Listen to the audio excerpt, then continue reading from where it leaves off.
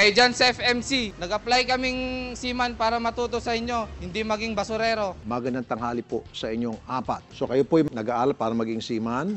Ang inyo pong pagkakaintindi, kayo po ay sasampa sa malaking barko. Opo. At ang biyahe ay malayo. Opo. Ang siste, yung barko ay napakaliit at pagkatapos, ang kargamento niyan ay mga basura. Opo. Sabi nyo kanina, nag-a-apply kayo bilang mga seaman, hindi para mga maging basurero. Tama ho ba? Opo, sir. Naiparating nyo na po ito sa kumpanya. Opo. Ano pong naging reaksyon ng kumpanya? Sabi po sa amin, ililipat daw po kami sa Sa ibang barko. Oo. Nalaman nyo na kung anong klaseng barko yung paglilipatan nyo. Hindi pa po, pero sabi po nila passengers. Yun talaga ang gusto nyo. Hindi po, sir. Ano po ang gusto nyo sana? Yung cargo din po. Pero malaki. Opo. Ito pong barko na inassign sa inyo, maliit lang ho at sabi nyo, ang biyahe nito, minuto lamang. Opo. Ang gusto nyo dapat yung days. Opo. Tapos basura pang karga. Opo. Tapos mga dump truck po na may buhangin. Ayaw na namin, sir. Ang gusto nyo, maripan na lang yung pera.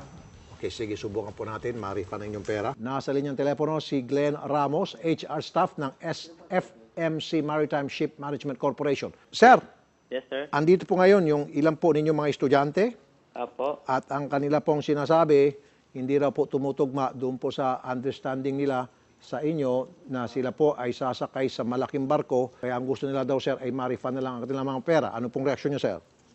Sa akin po, Sir Rafi, ang nag-uusap na po yung Mr. President po tsaka yung agent na nagpasok po sa kanila dito sa office na i-refund po yung pera. Yun na po yung inaayos nila, Sir Rafi. Kailan niyo po i-refund yung kanilang pera?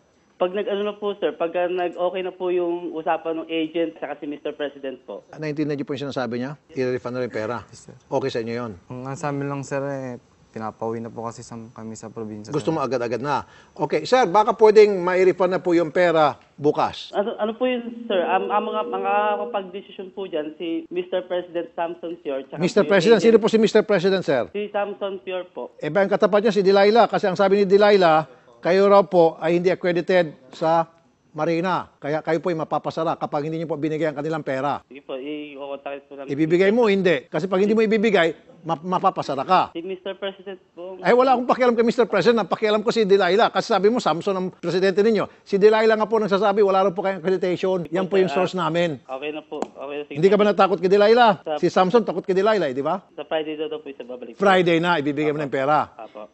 Friday na. Okay na ba yun? Nagbabayad po kasi kami ng boarding, sir. Babayan boarding. Bukas na lang. Eh hindi, iurong natin. Gawin natin bukas. Wag na yung Friday kasi magbabayad pa rin sila sa boarding house plus uwi na silang Isabela. Bukas na kasi. Kasi kung hindi mo ibibigay bukas, eh ngayon ka isasara. Naka-ready na yung action man namin, si Mon Cruz ng Marina. Sige ka. Sige po, sir. Ngayon na. Ipapalo po natin bukas po. Bukas na. Bigyan niyo po kami hanggang Friday, sir. Ay, hindi nga eh. Gusto mo bukas, di ba? Yes, sir. Eh bukas ang gusto eh. Magremedyo ka. Isan na mo yung kalsunsilyo mo. Sige po, sir. Sige na, bukas na. Ibibigay na. Okay po. Okay. Bukas okay na. Sige. Sasamahan namin sila bukas ha para maibigay ng pera. Salamat po, sir ha. Po, sir. Okay, sige. Para makasiguro, kung sakali man pumalto siya, ito yung action man natin. Si Mr. Mon Cruz, Executive Assistant ng Administrator ng Office of Marina. Sir Mon, magandang tanghali po, Sir Mon. Magandang tanghali rin po, Sir Rafi. Sir, kung sakali man po hindi tumupad sa usapan, yung kausap namin kanina, pakisara po itong agency na ito dahil meron po kami mga complainant, niloloko po ata sila. Wala po pala accreditation ito, sir? Nung tumawag po yung staff nyo, I immediately went down to the Maritime Registry Division and I personally verified. Mukhang wala nga po silang accreditation dito sa office. Sabi ko sa inyo eh. Sige, sir, pupunta muna kami dyan sa inyo para makasiguro. Tapos pupunta kami sa kanila para makuha yung pera. Salamat po, Sir Mon, ha? Salamat, Sir Rafi. Anytime, basta may concern, tawag lang po kayo. Saludo po kami sa inyo, Sir Mon. Napakabilis niyo po talaga umaksyon, Sir Mon. Salamat, Sir Rafi. So, bukas, yung pera niyo mabalik na sa inyo at makakauwi na kay Isabela. Okay? Yes, sir. Sige. Thank you, sir. Walang anuman. Anytime, basta kayo.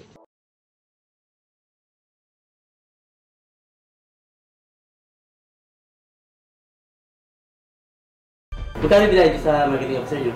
Wala, nandun ako po yung resibo sa inyo. 30 po yun eh. Hindi, dito sila nagbayad, sir. Sa resibo po yun eh. Dito po lahat pumunta. Hindi po kami nag-abot kayo ng bank, sir. Sabi nga daw po nung president, si Sam, 20,000 na daw ang pinasok ng pera. Ay, hindi po eh. Ito po yung resibo. 30 po wala. Ayun, malinaw. 30,000 yung binayaran nila sa inyo. And dito po sila nagbayad. Hindi sila sa labas nagbayad dun sa agent. Sige po ma'am, kontakin ko lang po yung president namin ma'am. Sige po. Ma'am, ang sabi daw po ng President, babalik lang daw po yung pera within 15 days. Para mabalik daw yung buong-buo ng pera nyo, 120,000. Usapan sir kahapon, di ba po, ang ibibigay. So kausapin mo yung President na sabihin mo, kailangan bigay po sa kanila yung buo kasi buo naman na ibinayad sa inyo. Hello, sir. Ayaw daw po muna pumayad ng 15 days. Doon na lang daw po, ma'am. Pwede na lang.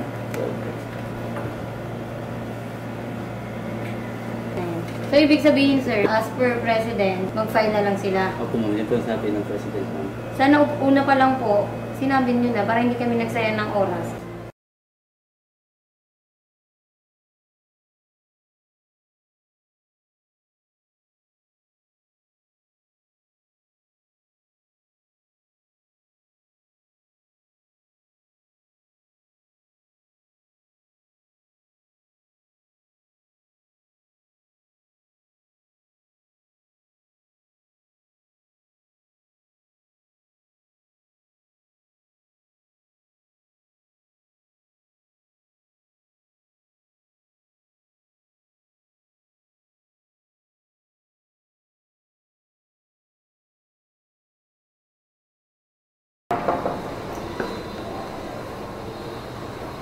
Hi sir, how are you?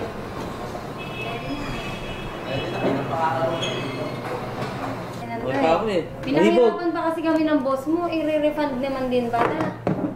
Mones! Dito, ma'am. Kasi quit claim siya, di ba?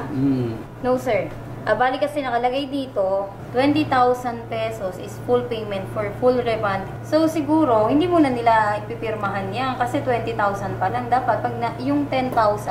Kasi ma'am, yung 10,000, yun yung sa habol natin sa mga kay ma'am. Hindi kaya nga, dito din naman sila babalik. Pag pinirmahan nila yan, ayan, katunayan na wala na silang hahabulin sa inyo. Sa amin, oo. Wala nang habulin daw yun, ma'am. Sir, tulad ng sinabi ko sa iyo kahapon, problema nyo yun na hahabulin nyo yung agent nyo. Kasi pag pinirmahan nyo yan, yung 20,000, ito na yon. Diba, 20,000. Wala na kayong hahabulin sa kanila. Eh de, better, bago nila pirmahan yan, pagbalik nila sa 28.